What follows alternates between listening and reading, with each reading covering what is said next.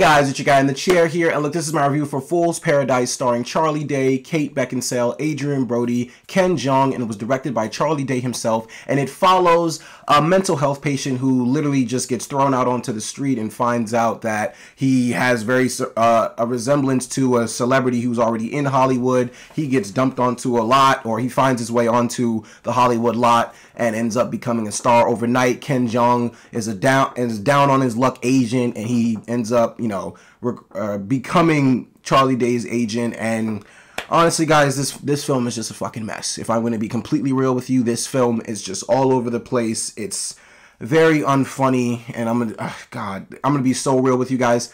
This is the worst movie I've seen so far this year, as far as like theatrical releases go. Yeah, I mean, no, theatrical releases and streaming wise, this is the worst movie I've seen so far this year. I didn't know.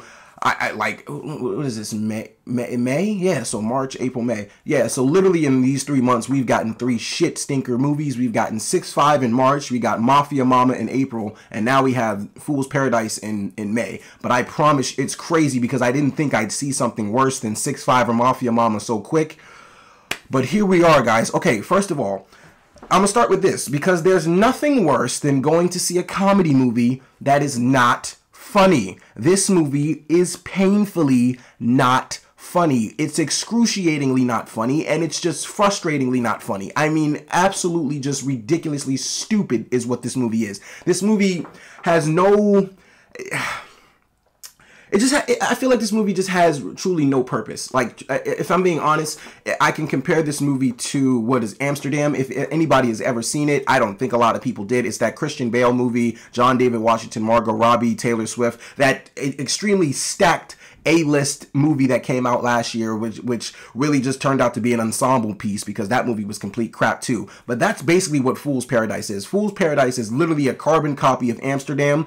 It's trying to be a comedy, and it's not working at all. I probably laughed a total, I actually counted, I laughed a total of 5 times in this film. Out of the maybe 200 times they tried to make us laugh with whatever was going on here, it just wasn't working. First of all, all the characters in this film are absolutely stupid. This movie's moving at such a rapid pace, you feel like just so much is going on at once. You can't even keep up at times. And honestly, the more you get into the film, the wackier the characters get. And look, I get it. It's called Fool's Paradise, but and Charlie Day is supposed to be the fool here. But I promise you, the only people that are being made out to be fools are anybody that's going to see this thing.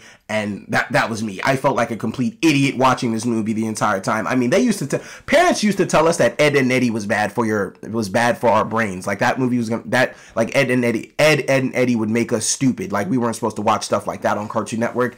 Movies like this is what kills brain cells. Movies like this is what absolutely makes you dumber. Like, there's just no comedic anything. There's no comedic element to this movie at all, and it sucks because, like I said, this is a very talented cast. Charlie Day, I think, is very talented. I think he's very funny.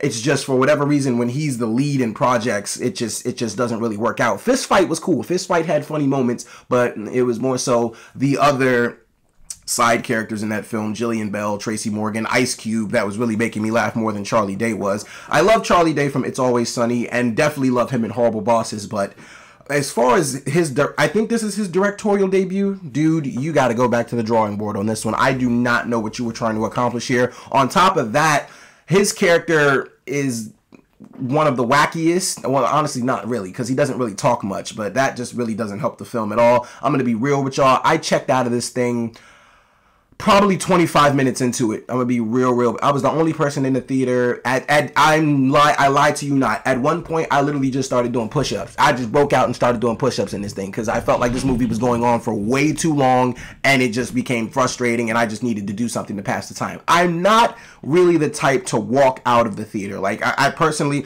I have a Regal Unlimited membership, so I only pay like $20 to see all movies for free. So it's like, or not for free, but like, you know, I get paid $20 to see unlimited movies. So it's kind of like, for me, I mean, even before I had that, I'm not necessarily the biggest fan of like walking out of films. Like, and no matter how bad it is, I'll sit through it. I'll do whatever I have to do to get through it, because I love movies. I personally can't.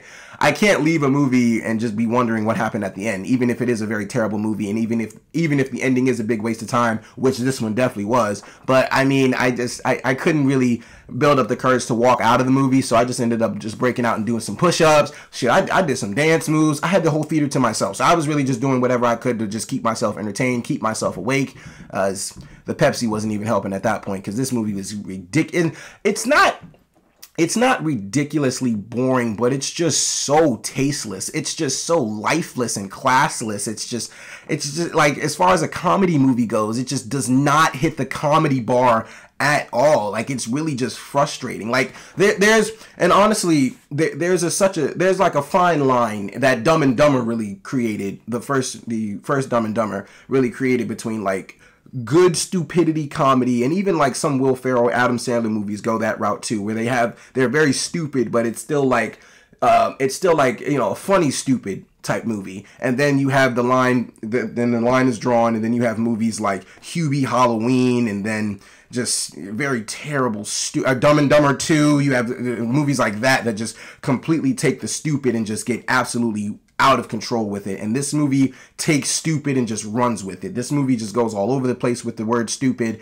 All the characters are out of control. I don't really, like I said, if you've seen Amsterdam, you've seen all the wacky characters in that movie. This is literally that. It's just trying to be funny, and it's just making you upset because it's not funny at all. It's really, honestly, it's probably just making fun of you for watching this damn thing, if I'm being real. That's how I felt watching this movie. I felt like I was being made fun of for sitting through this thing. I sat through it, and for all those reasons and so many more, guys, I'm giving Fool's Paradise a 1.5 out of 5 stars. This movie fucking sucks. Alright, guys, so Fool's Paradise. Don't see it, don't think about it, do anything else. You can watch so many other movies in theaters rather than watch this one. Don't even catch this on streaming. Please don't look, Charlie Day, you're a good dude. You are. You're talented, and you make me laugh at times. But I was gonna say, I wasn't the biggest fan of him as Luigi, but that's not really a big gripe at all on Charlie Day. I mean, you know, the Super Mario movie was good either way, but wasn't the biggest fan of him as Luigi. But Charlie Day, you're better than this. Simply put, you're better than this. Please be better than this next time, and be sure to like, share, subscribe, all that stuff, and so much more, guys. I really do appreciate it. Thank you so much for watching. This is your guy in the chair. More content coming to you soon.